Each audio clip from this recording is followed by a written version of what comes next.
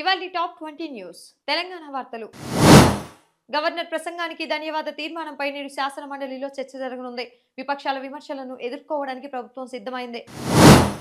బంగాళాఖాతంలో అల్పపీడన ప్రభావంతో నేడు హైదరాబాద్ సహా పలు జిల్లాల్లో ఉరుములతో కూడిన వర్షాలు కురిసే అవకాశం ఉందని వాతావరణ శాఖ హెచ్చరించింది. మెట్రో రెండో దశ విస్తరణ పనుల టెండర్లపై నేడు ప్రభుత్వం కీలక ప్రకటన చేసే అవకాశం ఉంది. గ్రూప్ 1 మెయిన్స్ ఫలితాల విడుదల తేదీపై నేడు టీఎస్పీఎస్సీ నుంచి స్పష్టత రానుంది. రాష్ట్ర వ్యాప్తంగా నేటి నుంచి యాసంగి ధాన్యం కొనుగోలు కేంద్రాలను పూర్తి స్థాయిలో ప్రారంభించాలని మంత్రుల కమిటీ నిర్ణయించింది. మూసీ నది సుందరీకరణ పనులలో భాగంగా ఆక్రమణల తొలగింపుపై నేడు అధికారులు క్షేత్రస్థాయి పర్యటనలు చేయనున్నారు. హైదరాబాద్ లో పెరుగుతున్న కాలుష్యంపై పర్యావరణ శాఖ నేడు ప్రత్యేక నివేదికను విడుదల చేయనుంది. ఆంధ్రప్రదేశ్ వార్తలు. రాజధానిలో ఐకానిక్ భవనాల నిర్మాణానికి సంబంధించి నేడు ముఖ్యమంత్రి చంద్రబాబు నాయుడు ఉన్నత స్థాయి సమీక్ష నిర్వహించనున్నారు. గ్రామ వార్డు వాలంటీర్ల కొనసాగింపు మరియు పెరిగిన గౌరవ వేతనంపై నేడు కేబినెట్ సబ్ కమిటీ చర్చించనుంది.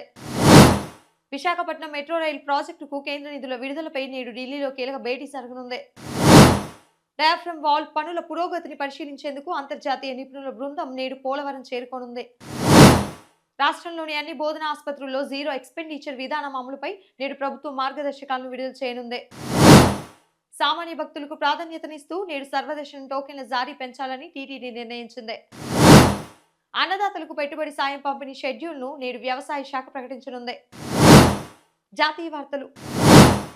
నేడు ఢిల్లీ అసెంబ్లీలో రాష్ట్ర బడ్జెట్ను ప్రభుత్వం ప్రవేశపెట్టనుంది. మహిళలకు ఉచిత బస్సు ప్రయాణంపై కీలక నిర్ణయాలు ఉండవచ్చు. జమిలీ ఎన్నికల నిర్వహణపై కేంద్రం ఏర్పాటు చేసిన ఉన్నత స్థాయి కమిటీ నేడు తుది నివేదికను రాష్ట్రపతికి సమర్పించే అవకాశం ఉంది. అంతర్జాతీయ సానుకూల సంకేతాల మధ్య నేడు దేశీయ మార్కెట్లు లాభాలతో ప్రారంభమయ్యే అవకాశం ఉందని విశ్లేషకులు అంచనా వేస్తున్నారు. అంతర్జాతీయ వార్తలు. భారతీయ విద్యార్థులు మరియు ఉద్యోగులకు లబ్ధి చేకూర్చేలా ఆస్ట్రేలియా నేటి నుంచి సరళీకృత వీసా విధానాన్ని అమల్లోకి తెచ్చింది.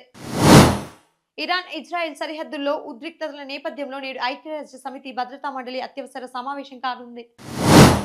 ఆర్టిఫిషియల్ ఇంటెలిజెన్స్ నియంత్రణపై ప్రపంచ దేశాల మధ్య నేడు ఒప్పందం కుదిరే అవకాశం ఉంది.